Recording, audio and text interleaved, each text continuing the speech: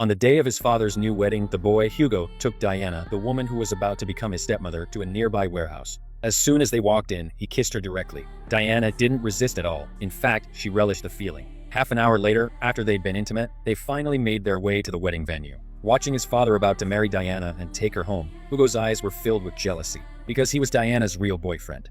To get back at them for this, that night, while his father was asleep on the sofa, Hugo went so far as to pull Diana into his arms and kiss her. Diana was a little surprised, but once she surrendered to the thrill of it, she began to enjoy the moment. Poor Hugo's father knew nothing about any of this. Just as Diana was on the verge of losing control of Hugo's advances, his father John finally woke up. The two immediately composed themselves and acted like nothing had happened. Poor John had no idea what had just gone on. He took Diana by the hand and planned to head to their room to rest. Watching them walk away, Hugo burned with jealousy but didn't dare say a word. What made it even more devastating for him was that he had to stay in his room downstairs, listening to the sounds coming from his father's room upstairs. 20 minutes later, the noises finally stopped. Diana knew full well how upset Hugo was. To soothe him, she waited until John fell asleep in the middle of the night, then quietly snuck over to Hugo's room. They planned to have a secret tryst. But just as Diana reached the door, John suddenly woke up and saw her. Diana had no choice but to lie, saying she was just passing by to close Hugo's door for him.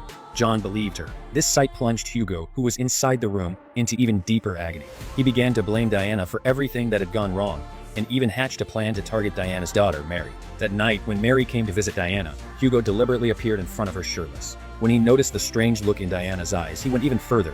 He kissed Mary on the cheek as a greeting, right in front of Diana. Yet in the face of all this, Diana didn't dare protest. She could only stand by and watch as Hugo led Mary into his room.